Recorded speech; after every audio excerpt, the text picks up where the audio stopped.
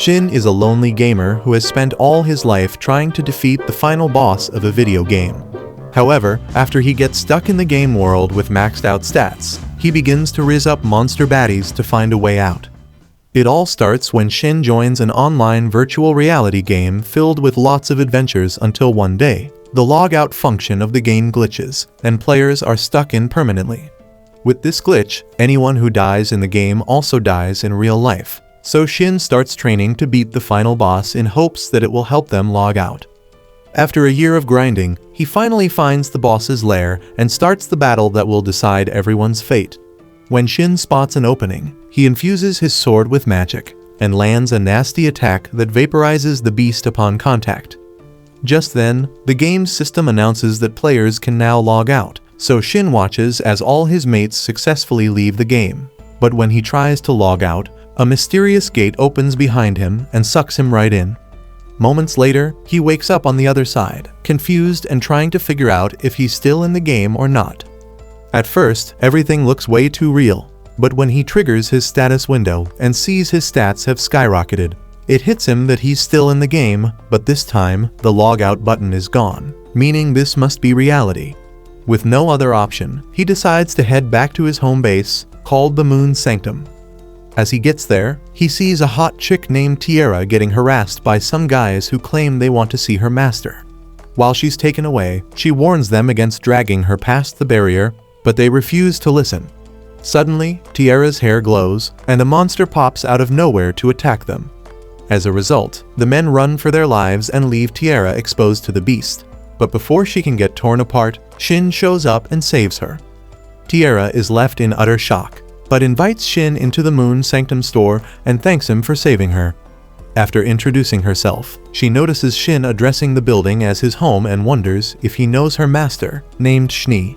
Shin realizes Shni was one of his support characters and asks where she is, but Tiara refuses to share that info and agrees to take a message for Shni if he pays her 1,000 silver coins. Shin instead takes out a gold coin from his item box because that's the only currency he has. But it shocks Tiara because using an item box is something only kings and high nobles can use, and the coin he pulled is worth billions. Out of curiosity, she asks who he is, and he describes his character class as high human. However, Tiara is shocked and explains that all high humans went missing during an event called the Dusk of Prosperity about 500 years ago. Shin realizes that she's talking about when players logged out of the game, which means he's 500 years in the future of the game. He then asks her why she is hiding her black hair, which shocks her because he saw through her illusory spell. She reveals that black-haired elves are cursed because they attract monsters, which is why she was kicked out of her village. She adds that her master rescued her and protected her with a spell to hide her identity, but she cannot cross the invisible barrier around this house, or the illusion will break. After hearing her story, Shin feels sorry for her and starts thinking of a way to lift her curse. He runs an analysis on curses and figures out a way to lift it, which makes part of her hair turn white. Seeing this makes her tear up because it's been a century since she had the curse. Shin then suggests walking past the barrier to see if the curse has really been lifted, and promises to protect her if things go wrong. When she steps outside, she notices she isn't attracting any monsters and sheds tears of joy because her curse has been lifted. With her problem solved, Shin plans to visit the neighboring Bayrelict kingdom, so she gives him a letter of introduction, which will grant him an easy entry.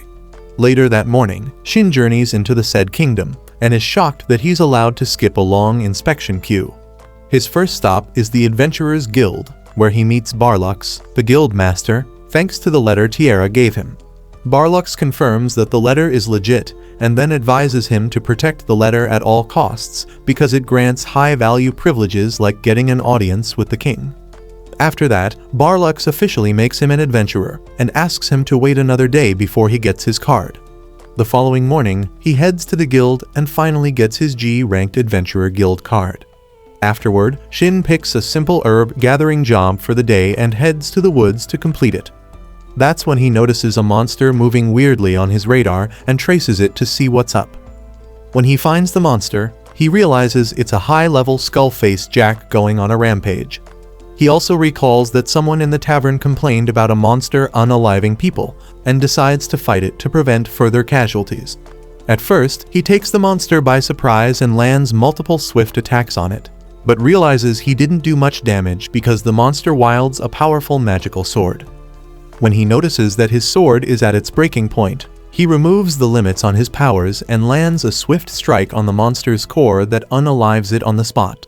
The strike sends the monster's sword flying into the atmosphere, and Shin wishes he could have it. Unbeknownst to him, the sword flies through the air and crashes into the royal palace, directly at the feet of Princess Rion, leaving her shocked. She asks one of her guys to call an appraiser and to also find out who might have thrown the weapon into the castle, because she feels the person might be overpowered. Later that morning, Shin returns from the woods and sees a whole pack of wounded adventurers, so he asks some dude what happened. The guy tells him the adventurers were attacked by a skull-faced Jack and that some of them didn't survive. He also mentions the flying sword that crashed into the castle, and it freaks Shin out because he knows he's the one behind it. After that, he heads to the guild to report everything that went down in the woods, but is stunned when he gets there and finds the place packed with adventurers. Celica says it's because the skull-faced Jack appeared near the kingdom, and a high-priority extermination request has been issued to able adventurers. About Shin's report, he casually mentions that he's defeated the skull-faced Jack and shows the monster's gem as evidence. Hearing this shocks Celica because the said monster is impossible to defeat alone, but her reaction startles Shin because she's up in his face. Soon, a chick named Els shows up and tells Shin to quit teasing Celica, but she gets stunned when Celica tells her he defeated the skull-faced Jack alone. Out of curiosity, Shin asks why the skull faces frequently pull up in the northern woods, so Els tells him it's because the undead are born when mana fuses with the lingering grudges of the fallen, and there are a lot of dead bodies in the northern woods. She then adds that skull-faced Jacks are rare, but when Shin casually mentions that the one he fought was level 300 plus, she freaks out and tells Celica to verify it immediately. That afternoon, Celica attends to Shin at a restaurant and asks if he doesn't mind sharing a table. After Shin says he's cool with it, she allows a guy named Wilhelm to join him, and his presence leaves everyone in the building shocked. Shin quickly notices Wilhelm's spear and figures it's a legendary weapon called Venom that rivals mythical weapons. He then introduces himself, runs a status check on Wilhelm, and realizes he's a level 188 adventurer. Wilhelm returns the favor, and after he realizes Shin is a new adventurer, he jokes that Shin's armor looks like it's here to run errands, not fight monsters. Shin plays along and mentions that he's not from around here, and it makes Wilhelm realize why Shin wasn't scared when he walked in. Wilhelm claims people call him a vampire because he hunts many undead, plus his weapon allows him to siphon the life source of whatever it pierces. A while later, Shin heads to the library to get some information about the kingdom. First, he learns that it was founded 511 years ago, which was around the time humans all over the world were disappearing. Next, he finds out about all the other races and realizes they're exactly the same as the ones he played with in the game. At the same time, Barlux holds a meeting with Els and other high-ranking adventurers to talk about the skull-faced Jack. He mentions that the monster has been slain, and Els adds that the person behind it didn't care to bring back the monster's gear because he didn't find it impressive. Hearing this shocks a knight named Mark, but he points out that the monster was carrying an unusual weapon and asks to know more about the person who defeated it. Barlux replies that the person behind it asked for his identity to be kept a secret, and asks Mark why he wants to know about the weapon. Mark says the day the skull-faced Jack was slain was the same day a sword broke into the castle. Out of curiosity, Barlux asks what kind of weapon it is, and Mark mentions that it's a legendary weapon enchanted with the light element, leaving Barlux utterly shocked. Around sunset, Shin finishes in the library and decides to pass the time eating a snack. At some point, he finds a little beast girl named Millie staring at him, so he decides to offer her his meat kebab, and she accepts. After Millie thanks him for the meal, he offers to walk her home, but that's when Wilhelm arrives to pick her up. Curious, Shin asks Wilhelm if he's Millie's father, and Wilhelm mentions that he only watches over her church orphanage, and is surprised that she's taking a liking to Shin. Before leaving, Millie whispers in Shin's ear that he should help save some people, leaving Shin shocked. At night, Shin wonders why Millie asked for his help to save a fox in the northern woods, and decides to do it since he has nothing better to do. The following day, he stops by the Moon Sanctum to see Tiara and drops off an ancient weapon that'll make Schnee remember him. He then gives Tiara a pair of magical letters and begs her to use them to pass his messages to Schnee. Curious, Tiara asks why he can't use them himself, and he explains that he tried all night but couldn't send any letter to Schnee. He then shows her how the letters work, and after she tests them, he realizes they didn't work with Schnee because he hasn't met her yet in this reality. Shortly after, Shin wanders into the northern forest and is stunned when he hears a voice telling him to leave. He ignores it and continues walking until he finds a shrine, but as he's about to enter, he senses he's broken a barrier and doesn't pay much attention to it.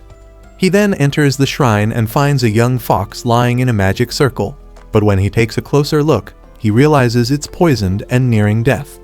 Immediately, he casts a healing spell on it, but right after, he senses a horde of skull-faced monsters coming at him.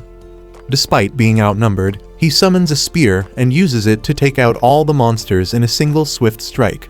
But when he's done, he notices two other monsters on his radar. Next thing he knows, both foxes at the entrance of the shrine morph into angry beasts and prepare to attack him. Shin easily dodges their first strike and counters by restraining them with his Shadowbind skill. However, both beasts release a smoke screen that begins to affect the fox's health and block Shin's sight. Thinking fast, Shin follows the fox's signal, heads back to the magic circle, and realizes it's immune to the smoke screen. With that, he casts another binding spell on the monsters and lands a magic-infused attack that vaporizes them on contact. The fox gets excited and jumps on Shin when it sees that the monsters are gone, but when Shin runs a status check on it, he's shocked to find that it's an elemental, which were top-tier creatures in the game. He then asks the little fox if it wants to follow him, and it signals that it does. Meanwhile, Schnee gets a letter from Tiara and is stunned when she learns that Shin is back. Later on, Shin exits the woods and decides he'll report his battle with the skull-face monsters to the guild, but will leave out the part where he found an elemental. He then forms a contract with a little fox and names it Yuzua after the ritual. After that, he receives a text from Tiara telling him she's been able to send his message to Schnee, so he gets excited and tells Tiara to say hi to Schnee on his behalf. Soon, he arrives at the guild, reports his findings to Celica, and then heads to the notice board to take another job. When he sees one about a skull successor and realizes it's from the church orphanage, he decides to take it since he wants to see Millie again and find out the nature of her powers. At the church, a nun named Trya attends to him and is a bit stunned when she learns he accepted her guild request. Shin then asks about Millie, and although Trya feels skeptical about letting him see her, she allows it since Shin claims Millie sent him on an errand. In another room, Millie walks in and is excited to see Shin, and it makes Trya realize he isn't a threat. About the job request, Trya tells Shin she's looking for someone who has inherited a certain skill called Purify and would like to learn it. Shin mentions that it's a tough skill to learn, and it makes Trya ask if he knows how to teach it to someone. When Shin says he can, Trya gets worried about how she'll pay him, but rather than pick stepmommy services, Shin asks to know about Millie's power and also to have access to any important info the church acquires. Hearing this, Trya starts thinking about whether she can trust Shin or not, and she calms down when Millie insists that Shin is a good man. She then accepts Shin's offer, but says the church won't be able to gather the information he needs. However, she reveals the truth behind Millie's powers, explaining that the girl possesses the title called Star Composer, which allows her to see visions of the future. Trya adds that the visions have never been wrong before and tells Shin that Millie trusted him with a favor because she saw something. Hearing this shocks Shin, and he begins to consider the possibility of people using Millie if they find out about her power. When he voices this out, Trya says she's already thought about it and mentions that she's got an adventurer who provides the church with protective assistance. Shin already figures she means Wilhelm, and she affirms this and mentions that most people leave the orphans alone because they're scared of him. After that, Shin accepts the job request from Trya, but finds out she isn't the one who will learn the Purify skill. She says the church's former priest has a granddaughter, and it'll be best if she's the one who learns it so she can inherit the church. A while later, Trya introduces a nun named Lasha to Shin, and Shin realizes she's the one he'll be teaching the Purify skill. He tells her that learning the skill will be easier if she's serious about it, and then goes on to ask if she knows where to find lots of high-level undead monsters. Triya answers in Lasha's stead and reveals that the Ghost Plains are famous for housing such monsters. Just then, Wilhelm shows up and is a bit stunned that Shin picked up the skill job at the guild. He wonders what Shin is after, so Shin opens up about his interest in Millie, and it ticks Wilhelm off because Triya has given him lots of sensitive information already. Regardless, Wilhelm threatens to wipe the earth with Shin's face if he becomes a snitch, so Millie steps in and tells him to calm down. He grows interested in the Purify skill and asks about it, so Shin asks everyone to promise to keep the next thing he says a secret. When they agree, Shin mentions that the said skill can be acquired by defeating 200 undead monsters over level 150 while holding an item called a Holy Prayer Orb. He explains that landing a finishing blow on a monster still counts, and promises to weaken the monsters so Lasha can finish them off. He also adds that acquiring a Holy Prayer Orb is difficult, but boasts about having one, so their mission will be smooth. Regardless of that, Lasha is scared of having to face the monsters, so Wilhelm decides he'll join her and Shin at the Ghost Plains. Deep down, it bothers Wilhelm that he doesn't know much about Shin, and he's not buying the fact that he is a novice adventurer. So that evening, he meets Shin and asks if he's a chosen one, but the shocked look on Shin's face makes him realize he's clueless about the topic. Wilhelm says chosen ones are those born with skills, titles, and knowledge they shouldn't have, and it makes Shin wonder if the reincarnation system still works. Shin claims he knows nothing about chosen ones despite being a product of reincarnation, so Wilhelm promises not to interrogate him any further. He then warns Shin against talking about chosen ones in public because only a few people know about it. This makes Shin realize that Wilhelm is the caring type, despite his numerous attempts to appear imposing and dangerous. Later on, Shin gets a message from Tierra and learns that Schnee will return the moment she's done with her work. After that, he pulls out his blinking letter of introduction, which shocks Wilhelm since he has one too. Later at night, they both join Lasha at the Ghost Plains, where Shin helps to unalive a pack of monsters. As planned, he lets Lasha deal the finishing blow, and Wilhelm also follows suit by leaving behind trails of half-dead monsters for Lasha to finish. Afterwards, Wilhelm leads the way beyond a certain barrier, where he reveals that the monsters lurking there are on another level of power. Shin proceeds regardless and splits up with Wilhelm so they can take down more monsters in a short time. The plan works as they both eliminate a pack of high-level monsters, allowing Lasha to deal the finishing strike. Not far off, Princess Rian single-handedly defeats a skull-faced Jack using the legendary weapon that crashed into her castle.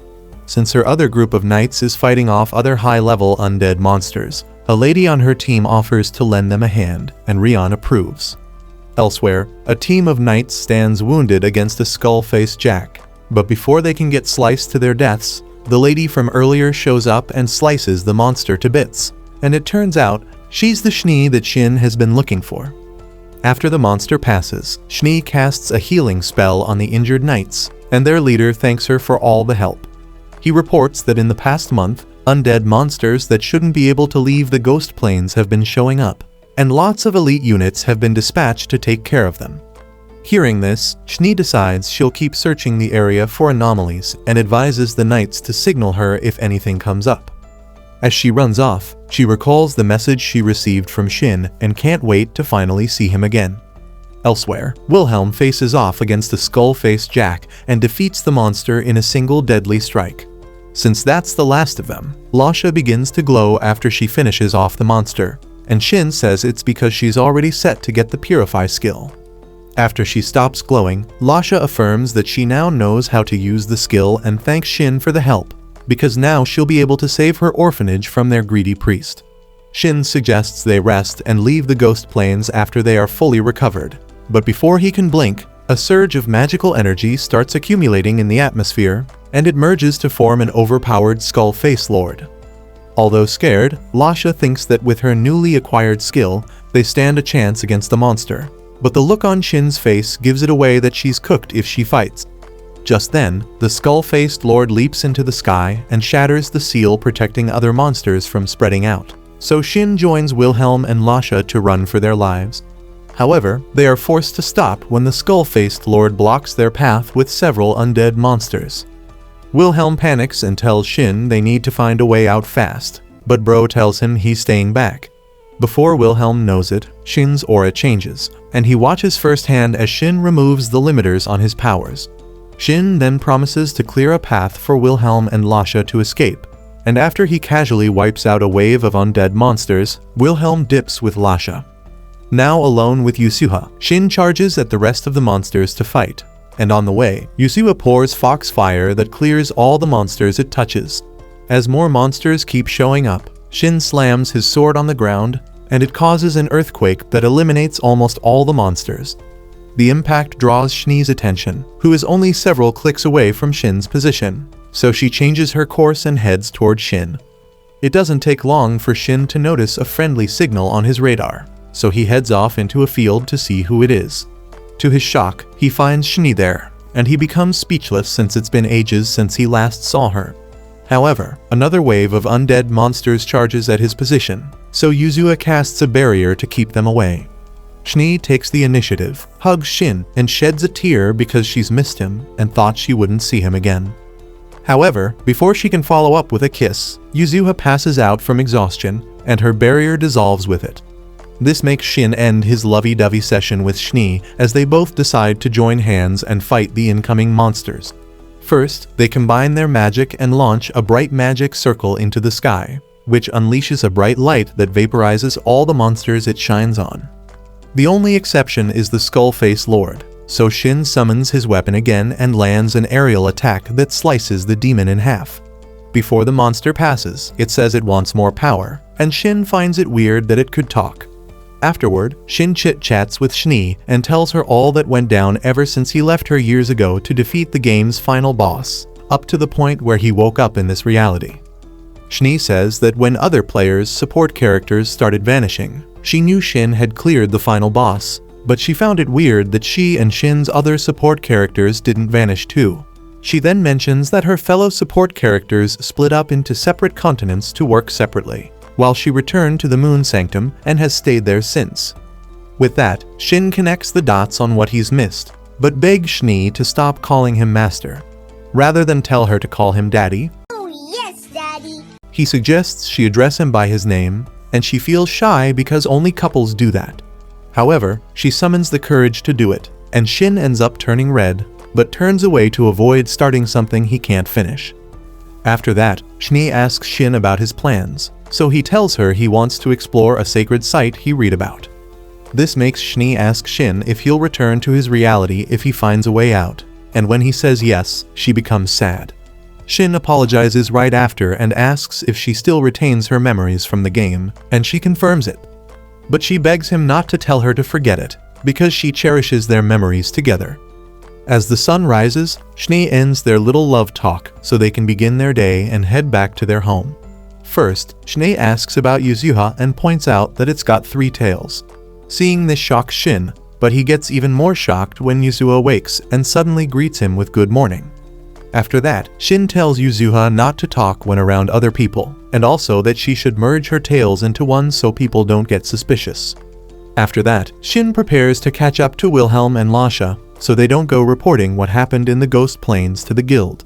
At the same time, Wilhelm sprints with Lasha on his back and gets battle ready when he notices something fast speeding toward him from the sky.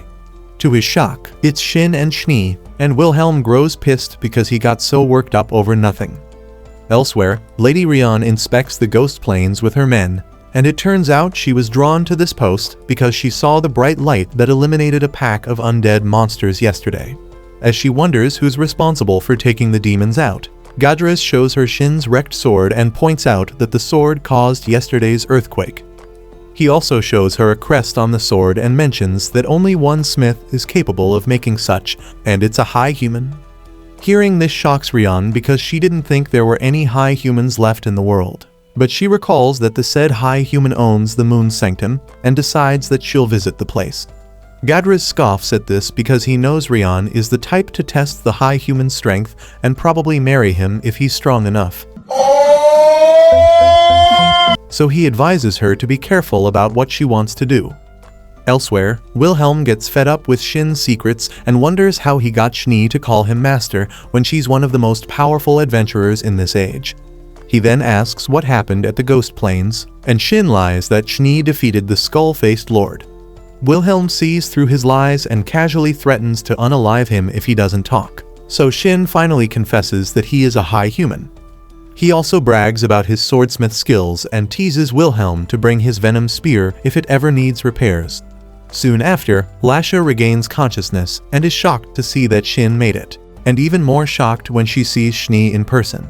She then gets road sick because of all that running, so Wilhelm gives her a lift and joins Shin's team to exit the woods. On the way, Shin gets curious and asks Wilhelm if he's cool with traveling back to the kingdom alone. So Wilhelm insists that he's okay and can take care of Lasha. Still, Shin gives him a magical letter and tells him to reach out in case anything comes up, and Wilhelm acts stubborn about taking it because he doesn't want to drag Shin into his mess. However, Shin insists that he take it because he can't abandon a good new friend he just made, so Wilhelm finally collects the letter. As they part ways, Schnee smiles and is impressed that he always protects the people he cares about and stays humble about his true strength.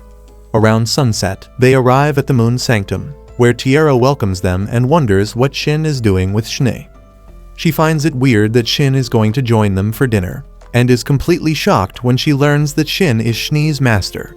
The realization makes her apologize for how she treated him the first time they met, but Shin brushes it off as no biggie and looks forward to dinner. A while later, Schnee cooks and serves everyone a meal at the table, and Tiara remarks that she's never seen a meal like this before. She feels some type of aura coming off the food and wonders what ingredients Schnee took from Shin to make it.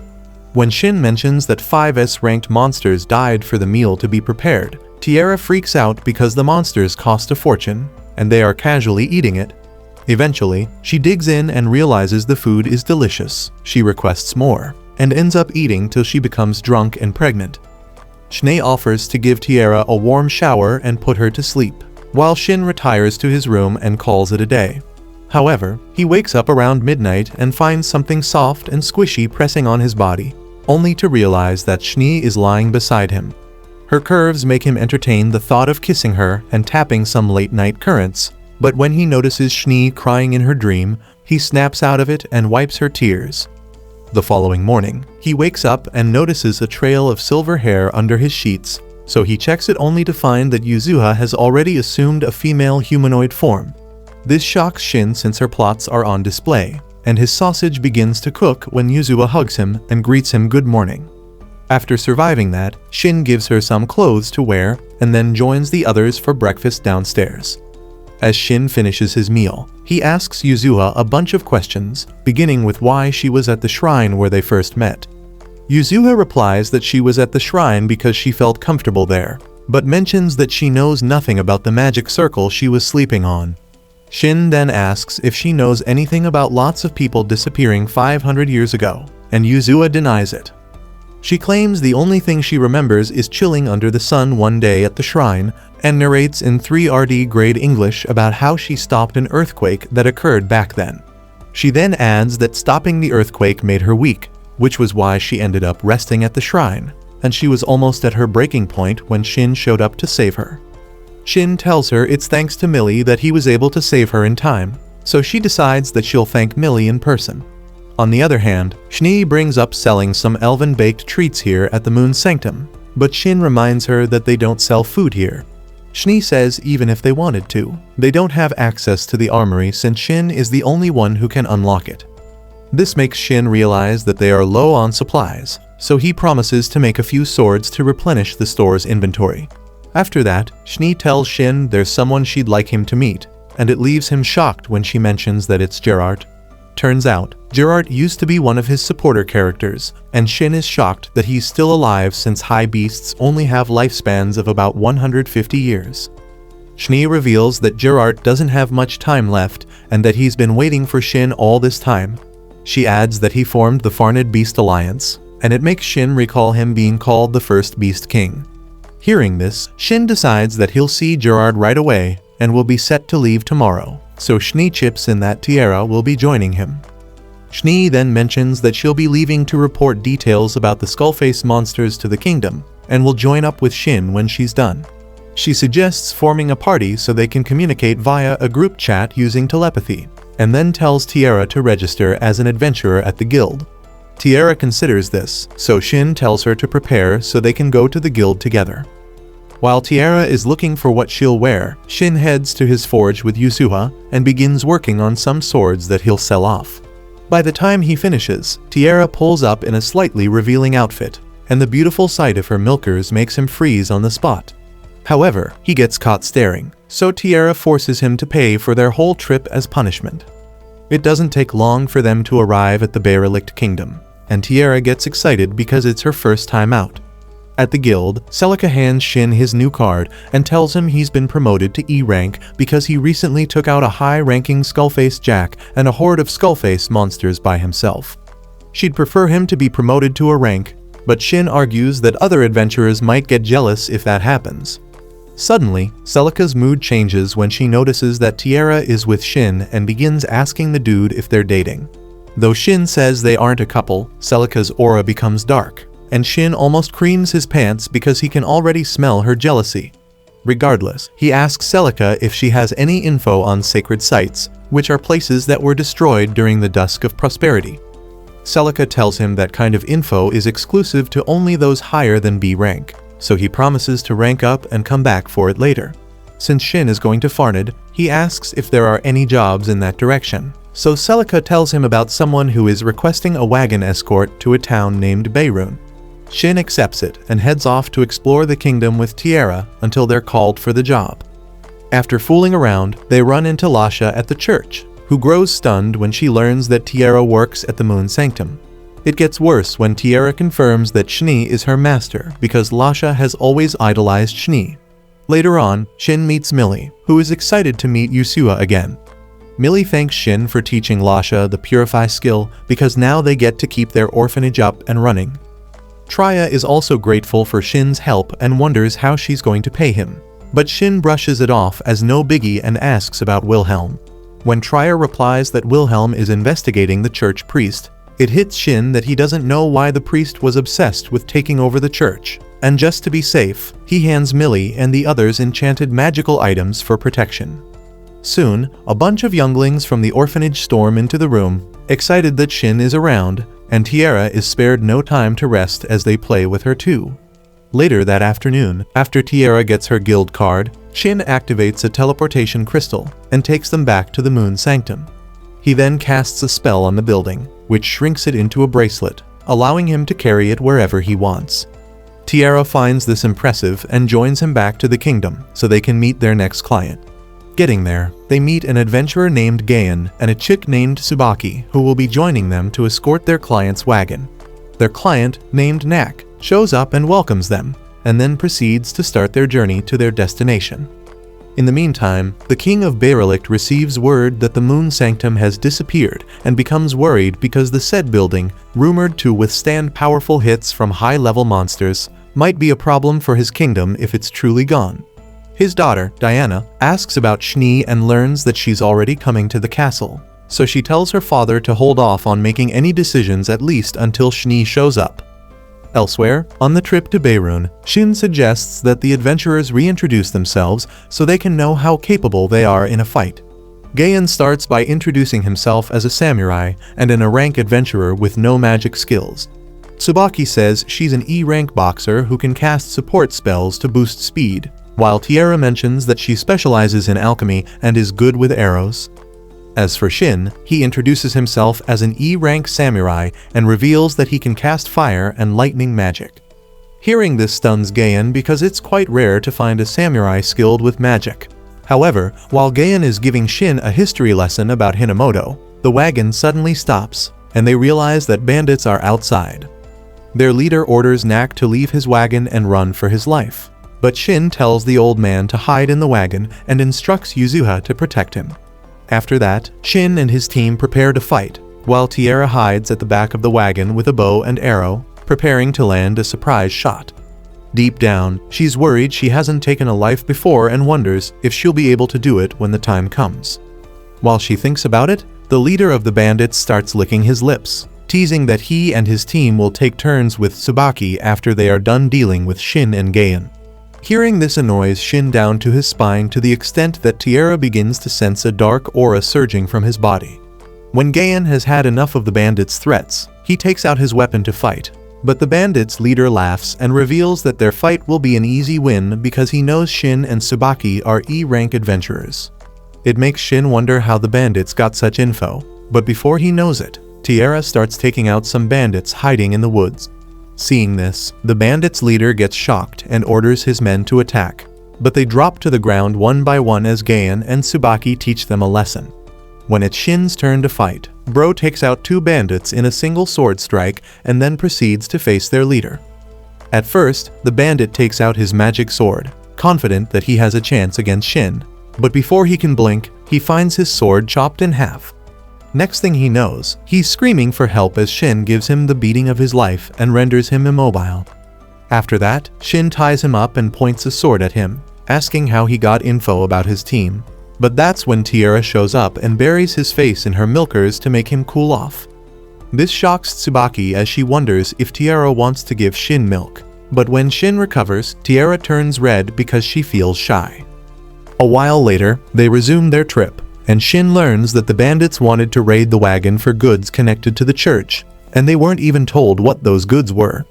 The info makes Shin flash back to his conversation with Triya, where she explained that her local church needed official authorization from headquarters to appoint the next head. Shin wonders if someone is trying to stop that from happening and realizes the bandit attack isn't a coincidence. Soon, they all arrive at Beirun, and Nak thanks the adventurers for the help, promising to hire them again when needed. After Shin parts ways with Gaon and Tsubaki, he decides he'll buy a wagon and continue his trip to Farnid. At the store, Shin opts to buy a normal wagon and modify it to his taste, but Tiara freaks out, thinking he's going overboard. She only calms down when he promises not to do anything too flashy. When Shin makes his pick, the storekeeper tells him he'll need multiple horses to pull it since it's heavy, so Shin considers using a big monster instead. The first one that comes to mind is Yuzuha, but before he can process the idea, he receives a call from Schnee, who tells him she's wrapped up her business at the Derelict Kingdom. When she learns Shin is looking for horses for his wagon, she offers to get a monster instead and begs him to give her a day to show up. Before ending the call, she tells Shin the Derelict King was worried about the Moon Sanctum disappearing. She loves that Shin packed up the building because she was tired of the kingdom trying to recruit her into their military. She reveals that another kingdom even tried to claim ownership of the Moon Sanctum while Shin was away, and she seriously considered erasing the kingdom from the map. She also mentions that people have proposed marriage to her to try and indirectly claim the Moon Sanctum, but she gave them the middle finger. She then asks Shin if he's jealous about the marriage thing, and Bro accidentally blurts out yes, not even knowing what he's agreeing to. After the call, a merchant suggests an inn for Shin and Tiara to spend the night, and when they get there, they realize the place is expensive. When the receptionist asks if they'll be sharing a room, Shin and Tiara scream no for obvious reasons. Later that evening, they have dinner in Shin's room. When they're done, Tiara decides she'll take a shower. Yusuha, still in her humanoid form, suggests joining her and then forces her to use Shin's bathroom. But about 5 seconds in, Tiara starts making happy noises, and it stuns Shin because he knows Yuzuha is massaging her milkers. The following day, Shin wakes up and heads to the wagon store, where he begins modifying the wagon.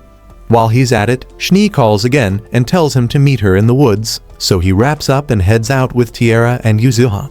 On the way, Shin senses an unsettling presence coming from Schnee's direction, only to find that she tamed a high-level monster named Shimmer. Tiara stands frozen as she sees Shimmer up close, while Schnee casually mentions that it's for their wagon. She claims she got Shimmer from the Sacred Mountains, and it creeps Shin out because she always goes above and beyond when it comes to him. Suddenly, Shimmer starts sniffing Tiara's plots, which makes Shin assume the monster likes her.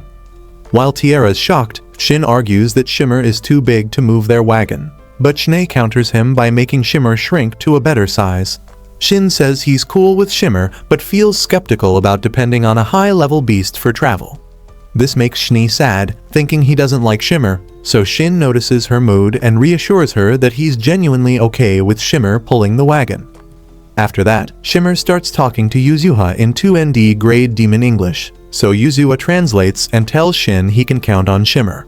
Hearing this makes Shin warm up to the beast, so he greets Shimmer properly and says he's looking forward to traveling together. Not long after, they all hop on the wagon to resume their journey to Farned, and Shimmer activates his 7,000 horsepower legs to speed things up. On the way, they draw attention because of how fast the wagon is moving, and Tiara finds it impressive that it's still perfectly balanced. Shimmer starts talking to Yuzuha again, so when Shin asks what they're discussing, Yuzuha explains Shimmer's past. Apparently, Shimmer used to rule the sacred mountain with his mom, but an adventurer defeated her, and he was forced to flee. However, he was rescued by an elven girl, and now he thinks that girl is Tiara because her scent is familiar. Hearing this shocks Tiara as she remembers rescuing an injured puppy when she was younger, and it makes Schnee offer to transfer ownership of Shimmer to her.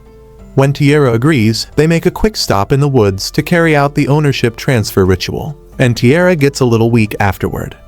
Because of that, they decide to camp for the night so both Tiara and Shimmer can recover. While the others are knocked out, Shin talks with Schnee and realizes she gave Shimmer to Tiara so he would always protect her. He thanks her for it and tells her he'll always turn to her when he needs help. Those words make Schnee and something else really happy. So she blushes and tells Shin to always count on her. The following day, they resume their journey and arrive at the outskirts of Farned, where they're welcomed by Gerard's people. When they reach the palace, Shin sees Gerard for the first time in 500 years and looks forward to catching up. Gerard says he didn't think he would get to see Shin in his lifetime, and Shin says he was surprised Gerard was alive. Gerard jokes that he doesn't know why he's survived this long, then introduces the people in the room, starting with the current king of beasts, Wolfgang, his daughter, Quor, and two confidants named Van and Rajam. A while later, Shin and Gerard catch up on the old times they fought monsters together in the game. After that, Gerard asks Shin to tell him what he's missed, so Shin opens up about everything that's happened ever since he defeated the game's final boss. As Gerard listens, he realizes why he couldn't find Shin all these years, but then gets straight to the point and tells Shin about his declining health. He claims he's fated to die in a month or less, and he's certain of it because time started flowing for him the moment he learned Shin was in this reality. His dying wish is for Shin to duel him, and it shocks Shin because he knows Gerard intends to die in battle as a warrior. Gerard tells him not to overthink it and says he just wants to see how he'll fare against an overpowered high human like Shin, so Shin accepts. Meanwhile, Schnee listens from a corner and feels sad about it, though Shin doesn't notice. At night, Gerard holds a cabinet meeting with Wolfgang, Quor, Van, and Rajam, where he reveals his intention to duel Shin to the death. When he mentions that the match is scheduled for a week later, Quor snaps and questions why everyone is so calm about Gerard walking to his grave. But Gerard tells her he's lived a long life and promises to put on a show on the day of the duel. Later that night, Shin sits by himself, thinking about the duel with Gerard, and Yuzuha notices his dull mood. When she asks what's going on, Shin refuses to say anything, but deep down, he's worried he'll have to fight Gerard just when they've finally reunited after so long. Meanwhile, Gerard reflects on everything and remembers how he's always admired Shin as his master. Apparently, ever since the day Shin disappeared, Gerard felt regret, and his world became bland. But now he's grateful Shin is back, and he can finally check off the last thing on his bucket list. As the days go by, Shin spends time with Gerard's family and enjoys eating and playing with his companions. One day, he helps Gerard repair the legendary sword he uses to fight, and Gerard thanks him deeply for the help and looks forward to their duel the next day. Out of curiosity, Gerard brings up Shin's relationship with Schnee and asks if Shin will find a way back to his original world and leave Schnee behind. Shin thinks about it for 2 seconds and says he's serious about returning, so Gerard apologizes for prying. Shin brushes it off and wishes he could find a way to solve things between him and Schnee so he doesn't break her heart. The following morning, Gerard and Shin head out to prepare for their duel, while Wolfgang and the others watch from a mountain top. As the duel is about to start, Gerard equips his legendary weapon and assumes an attacking stance, then yells like his hair is about to change color to show he's ready to dance. Shin yells too and charges at Gerard with brute force, and just like that, their battle begins. As they clash, the impact creates a massive crater on the ground, along with several more across the forest. Wolfgang and Kor watch from a distance and are shocked by how powerful Gerard is, only for Schnee to say Gerard is just warming up. Back in the woods, Gerard finishes warming up and assumes his beast form to show Shin the extent of his power. Before now, Gerard spoke to Shin about fighting at peak level, but Shin promised not to use the powers he gained after he defeated the game's boss to keep things fair between them. As Gerard recalls this in the present, he speeds up and appears behind Shin to land a fatal punch, but Shin reacts quickly and blocks with a sword. However, he pulls away only to find Gerard preparing to land his legendary technique on him. Though Shin is off balance, he takes the blast and tries his best to contain it. But Gerard takes advantage of the situation and follows up with multiple swift strikes. Though Shin manages to dodge all the attacks, he realizes that Gerard's fighting skill has improved over the years and decides to take the battle a little more seriously to end things fast. In mid-air, he infuses his sword with magical energy and prepares to one-shot Gerard. But Gerard surprisingly takes it and tries to counter with a deadly punch to Shin's ribcage. But just inches away from his target, he becomes weak and only manages to land a soft jab, which leaves Shin shocked.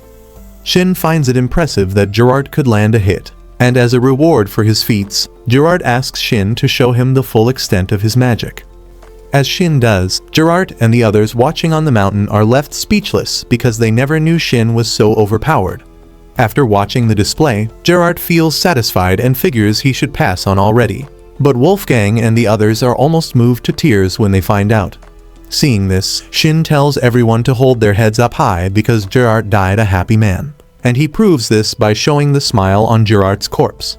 That evening, Gerard's funeral is set, and everyone in the kingdom sheds tears as his body is carried around in a coffin. After Gerard is buried, Shin sits alone and stares into the sky, and that's when Schnee shows up to hug him because she knows he's grieving. She then asks if there's anything she can do to make him feel better, and he claims he's fine because he's already accepted that Gerard is gone. Despite that, he sheds tears and wishes he could rewind time and have his friend back, so Schnee consoles him all through the night. The following day, Shin finds Tiara and Schnee cosplaying like cute beast baddies and wonders what's up with them, so Schnee claims it allows her to blend in easily with other beast folks since she's an elf.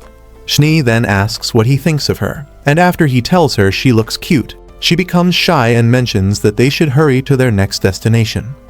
Turns out, last night, Shin got to see Schwade, one of his old support characters, at Gerard's funeral, and now he's heading to meet Schwade in person to catch up. On the way, Shin asks Schnee if Schwade is a monarch like Gerard, so Schnee explains that Schwade was the first emperor of the Dragon Empire named Kilmont, but he has cut ties with the imperial family and is living at his leisure. Soon, Shin and his group arrive at Schwade's quarters, and they are shocked when Schwade shows up and gives Shin a proper greeting. Shin brushes off the formal greetings and tells Schwade to address him like a normal person, and it freaks Schwade out since he's not used to it.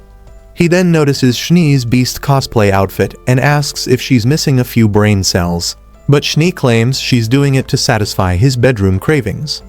As time passes, Shin fills Schwade in on the incident with Gerard, and after that, Schwade asks Shin what he plans to do next. When Shin says he's headed to the sacred place next, Schwade begs to join him after he returns from Kilmont, and Shin agrees. Before leaving, Shin summons Schwade's old weapon, and it leaves Schwade shocked because he never thought he'd see it again. He notices it's better than the way it was, and Shin affirms that he embedded it with some magic, making it 5 times stronger than it used to be. Hearing this leaves Kor speechless, but to Schnee and Tiara, this is just a normal Tuesday. Later that morning, Shin arrives at the guild and decides to pick up a job so he can become a C-ranked adventurer fast. The job he settles for involves goblin slaying, and Kor insists on joining him so she can investigate the forest where he had his duel with Gerard the other day.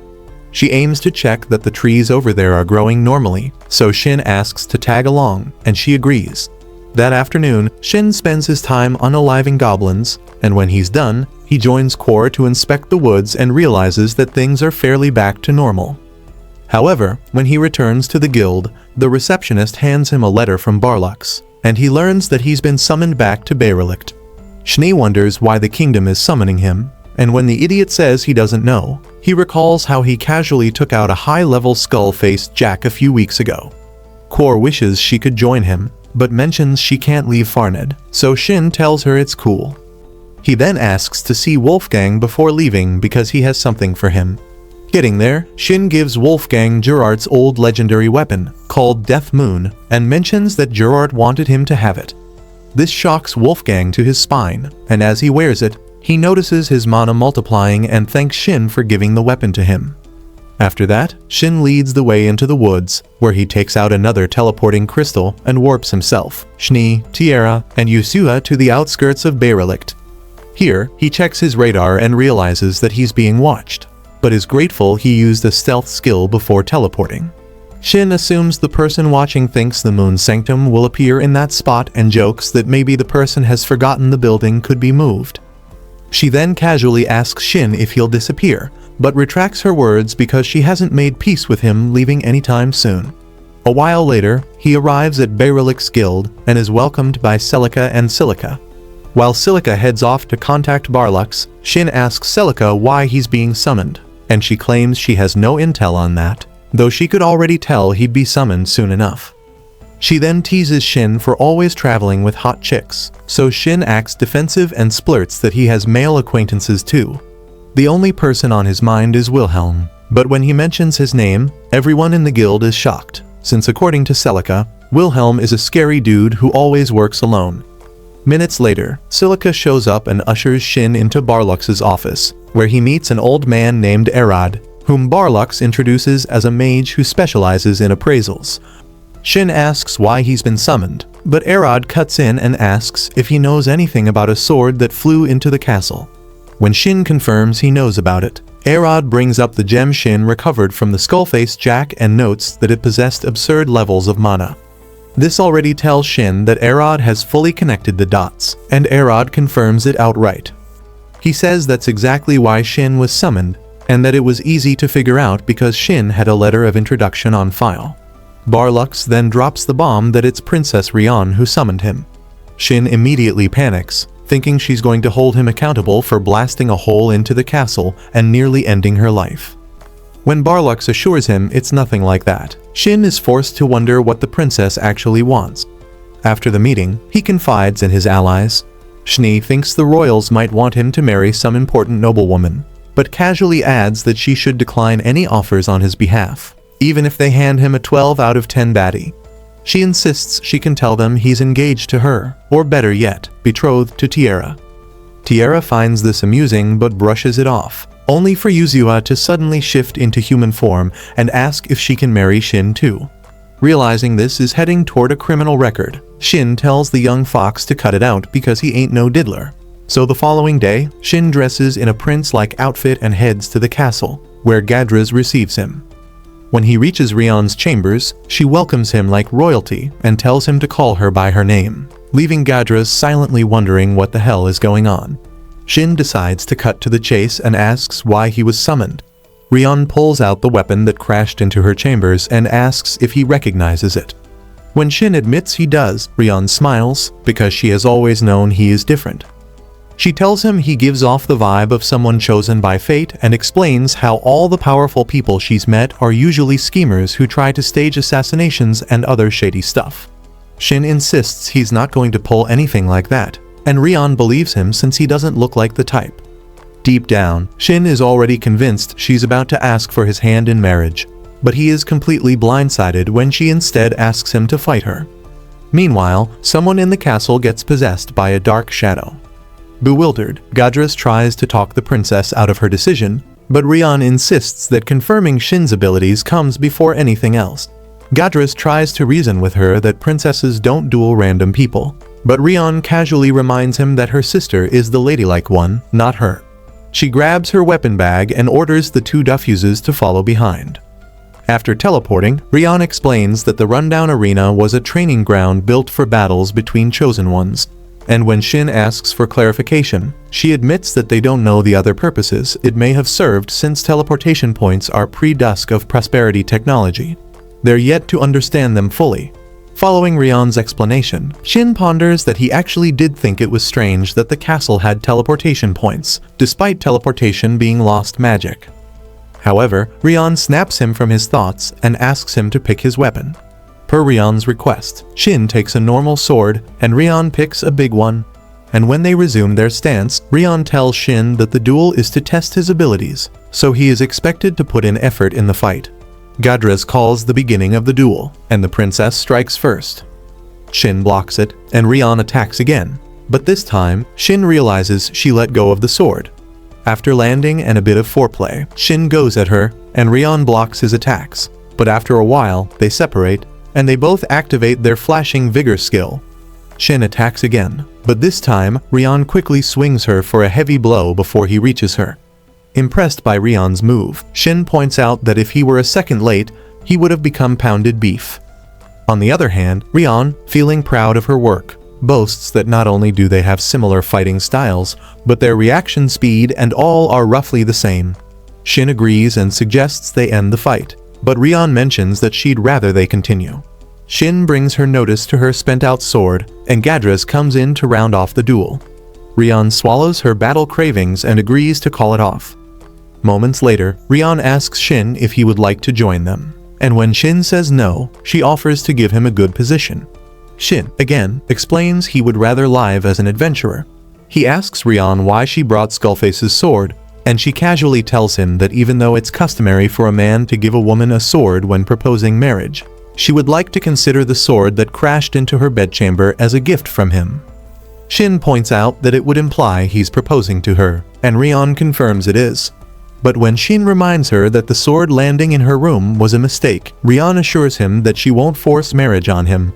Gadras informs Shin that there are people out there trying to frame him for treason, so that he would be forced to serve the kingdom, and Shin admits that the sword could have easily unalived someone by mistake. The princess chips in her 2 cents, and Shin agrees to physical service instead of a marriage proposal. Rion consents to his idea and asks Shin if he would allow her to keep Skullface's sword. To her surprise, Shin tells her to go ahead because all he wants is to keep working as an adventurer. But in return, he wants access to the royal library. Rion immediately jumps on board with his condition before admitting that she has used the sword a few times. At the palace, Rion and the rest are shocked to see the guards unconscious and Greril hypnotized under a blue light. While Mark tries to snap the cardinal out of it, Shin and Rion get teleported to a ruined kingdom. On the other side, Rion recognizes the rundown kingdom as the Holy Land in Kalkia, and Shin is shocked to be in a holy place. After confirming they're the only ones around, Rion starts to wonder what they're up against, but Shin suggests they focus on leaving first. He asks Rion if she can teleport, and when she says no, Shin proposes reaching out to his companions to meet up with them at a nearby city. Rion informs him that Valmer is the closest city to them, and just before Shin reaches out, Shni contacts him, worried over his well-being. After Shin updates Shni about the situation, they both agree that Greril is controlled by someone. When Shni points out that mind-affecting skills are taboo in the kingdom, Shin assumes the culprit must be lurking in the shadows. He adds that he can't teleport out of the area because the princess and her people would nab him for it. Because of this, he asks Shni to handle the palace while he gets the princess out of the Holy Land. After that, Shni informs Tiara that Shin is fine, and they have to leave for the palace to take care of an urgent business. Behind the palace, Shni cloaks them and carries Tiara into the palace so that they can sneak into the dungeon quietly. At the dungeon, Shni puts the guards to sleep, grabs a key, and opens the door to Greril's cell. Shni assures Grail that Shin and the princess are fine before announcing it's time to expel the demon in him.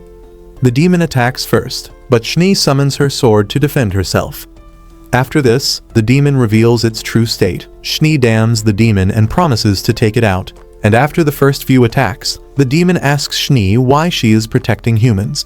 Shni responds that not only will it be a shame to let Greril die over false charges, but allowing demons like him to run amok would disgrace the moon's sanctum. The demon points out that since the high humans have gone extinct, Shni should join the demon pact. But when Shni tells him no, the demon tries to spite her. Shni tells the demon that he chose an unfortunate time to toy with her emotions before sending the big talk. 0 follow through demon's head rolling in one swing. Later on, Shni meets up with the king and the princess to report the situation of both the demon and the princess, and Mark jubilates over their safety. Grerail apologizes for the troubles he caused, and the king assures him that he's good to resume his position at the church. Shni asks the king not to let word get out before excusing herself to meet up with Shin in Velma. In the Holy Land, while the teleportees are discussing their escape, Rion reveals that she has Skullface's sword, and when she turns to ask Shin if he's equipped to fight, Shin tells her he's good weaponless. Later on, when Shin tries to jump over the city walls, he teleports back to the ground. He tries several times again before asking the princess to confirm if he's jumping. The princess tells him he is, and after a few more tries, he realizes what's happening. He takes the princess to a ball of light and, using his knowledge from the game, he explains that the light signifies that the entire city must be a dungeon. The princess immediately responds that she's never heard of a city becoming a dungeon before, and Shin is quick to explain that the dungeon he means is different from a typical dungeon, and they can only escape by following a particular route. Rion asks if that was why he couldn't jump over the fence, and Shin adds that straying away from the route will send them back to the beginning, so they have to follow some spheres to the right path and fight any monsters lurking around. With that, Shin agrees to go first before touching the light ball to teleport out and back to the city. He assures the princess it's safe to leave, so when they do, they arrive at another part of the city. Upon arrival, Shin spots a monster ahead, and the princess readies her weapon for it. But before she can use it on the powerful monster, Shin asks her to try to land a blow while he takes care of the rest. Shin summons his sword and the monster tries to attack, but he sends an attack its way. The princess leaps into the air to land a blow, and Shin finishes the monster off with a swing. After the defeat, Rion points out that it was surprisingly easy to defeat such a monster, and Shin explains that the Skullface sword is enchanted with light. All of a sudden, Rion asks Shin what sword he's using, and Shin casually explains that it's a mid-tier mythic arm. Rion realizes Shin has a thing or two hidden moves under his sleeves and expresses her interest in him. After spotting and teleporting through the second light ball, Shin recognizes a Gilsly and tries to explain that it's very powerful. But before Shin can stop her, Rion takes the lad and things go south. Luckily for her, Shin comes to her rescue, so when he catches her, she apologizes for her rashness. To enlighten Rion, Shin explains that Gilsly are nasty foes immune to bludgeoning, slashing, and weak attacks. He adds that they're also intelligent, and because it also chases its victims, they have to defeat it on the spot. Rion agrees to fight, and the two work together to defeat the slime. After defeating it, Shin calls the princess's attention to her melted clothes before offering her some of his, but after wearing his jacket, she realizes he's a few sizes smaller than her. On their way to a third light ball, Shin learns that Rion can only use beginner spells, so he contacts Shni to ask if it's okay to teach her a little bit of an imitation enchantment. And Shni, despite her reluctance, agrees it's best to teach the princess how to use it for self-defense. Seeing that Shni had given him the go-ahead, Shin teaches Rion how to enchant a sword and slice through objects with it. When Shin reveals that he taught her an imitation enchantment, Rion scolds that teaching her moves and giving a powerful sword all for free is humiliating as a princess. But Shin calms her down and points out that she's meant to be happy to receive free stuff. The princess insists that she doesn't like receiving without giving, and Shin asks her to repay him by protecting Baerlicht and its people. At another part of the city, Shin suddenly feels a sensation of something drawing him back to the city. The princess asks if he wants to go back, but Shin tells her they have to keep going. They keep going until they get to a monstrous egg. Shin first assumes that it's a monster's egg, but Rion corrects him that it definitely isn't, leaving Shin to conclude that it must be a phenomenal monster. The egg cracks, and Shin is surprised to see a griffin made of ice. He quickly picks up the princess and dips out of the area before the griffin attacks. And while they hide, Shin cooks up a plan to play decoy, while Rion strikes the griffin from behind. Following the plan, while Shin acts as a decoy, Rion leaps onto the griffin to strike it multiple times, but the griffin pisses on her victory parade and tries to attack her. Following the princess's failure, Shin leaps into the sky and smashes its beak, but shortly into his victory parade, he realizes that the griffin is healing itself. Seeing that the griffin has self-healing abilities, Shin and Rion escape into a tower to strategize. And after re-strategizing, Shin faces the griffin, turns off his limit, and slashes the griffin. But the griffin immediately recovers, making Shin wonder what else he can do. The griffin reveals a white sphere, and Shin realizes it has the same force as the entity that was drawing him in earlier, so he sends a fire attack at it. A golden light engulfs Shin, and when he sees that the drawing feeling is gone, he seizes the opportunity to cut down the griffin. When he notices the griffin has stopped regenerating, Shin uses a fire strike to finish it off. Shortly after the griffin is destroyed, the princess arrives, and Shin leads her to the gate of the dungeon. On the way to Valmer, Shin contacts Schnee to update her on their movement, and in response, Schnee instructs Tiara to get the cat and start the journey to Valmer. After an eventful night, Shin and Rion get up the next morning to see a horde of demons marching to Valmer. Rion calls the horde a flood, and when Shin asks her what a flood is, she explains that a flood happens when the magic matter overflowing from a holy land releases monsters. Upon inspection, Shin points out that the hordes must be low-ranked before asking why they have chosen to raid Valmer.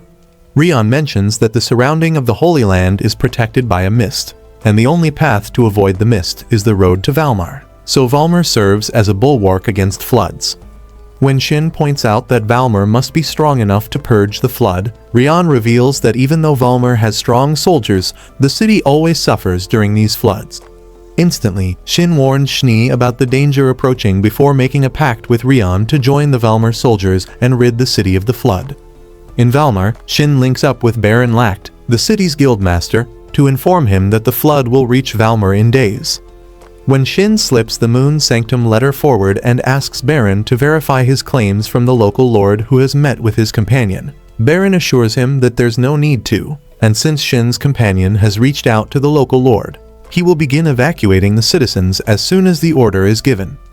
In the street, Shin spots Barrett, a support character of an old friend in the game, and invites him out for tea. Over tea, Shin explains the flood situation and how the princess's presence made him unable to purge it instantly. And after catching up on things, Shin learns that Habanero and all the other players he's come in contact with are stuck in the game world just like him.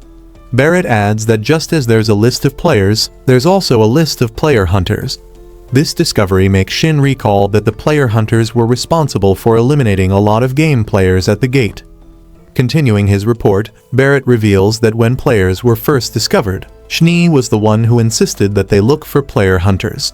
And judging from Shin's reaction, Barrett asks if Schnee told him about it. But when Shin says this is his first time hearing of this, Barrett instantly points out that since support characters are meant to be honest to their master, it means Schnee had betrayed him. But before Shin can think much of it, Beret admits to pulling his legs and excuses himself to go stock up on food to sell during the flood. Why, Dada, why? This is business! Later on, while Shin is thinking about the flood, Tiara and Millie spot their master and hug him. Realizing that Schnee is absent, Shin asks where she is, and Tiara informs him she's out running an errand. The following day, on the way to the local lord, Shin points out that he couldn't ask about Beret's claims because she arrived at midnight. When Schnee notices her master is Mia, she asks him what's up, but Shin lies that he's fine. At the local lord's office, after Schnee introduces Shin and Tiara to Toro Yaxfair, the local lord of Valmer, who goes straight to explain the battle plans to his audience. On the way back, Shin asks Schnee if she's ever used large-scale spells in guild battles, and when she says no, she asks her to use them when the flood arrives. After fixing up a cursed weapon in the Moon Sanctum, Shin joins Rion and the soldiers waiting for the horde at Valmar. On the city walls, Shin tries to talk Rion out of fighting, but Rion refuses to pass on testing the Skullface sword's full potential. After she leaves, Schnee tells Shin that she has something to discuss once the battle is over. But before Shin can respond, he spots the horde charging towards them. Coldly and viciously, Schnee summons a blue light that fries a good bunch of the horde, alerting Rion and the other soldiers in the process. When the surviving horde advances further, Shin asks Schnee to attack again, but Schnee disappoints him that she can't do large-scale spells repeatedly. Taking another approach, Shin leaps into the sky and strikes the horde with a fire move that eliminates another good chunk of monsters. Afterwards, he asks Rion to hold the monsters off till he recharges, and Rion immediately orders the soldier to fight until their last breath. But before they do, a light from a distance lands in the horde's midst. and when Rion turns around, she sees Tiara in serious mode, holding a bow. Rion faces the hordes again and gives them a taste of her sword. And as the soldiers hype their princess up, a high-ranked demon growls and shuts them up. Realizing that Rion has the confidence of a princess and the skill of a peasant, Tiara tries to help her, but she's unable to because she used up her power on the light arrow. But she tries a regular bow anyway, but before she can shoot, Wilhelm suddenly appears in front of Rion and introduces himself as her savior.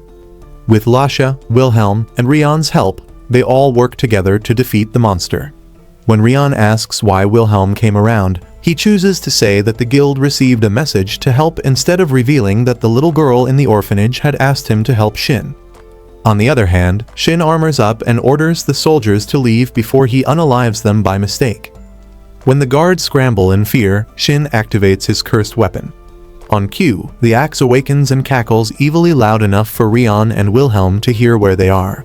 And after a few swings, Shin shuns the overachieving axe and identifies the event boss. But before he strikes, the Big Talk Zero Delivery Demon tries to use mind control, but it doesn't work on Shin, and Shin defeats the tutorial boss in one strike.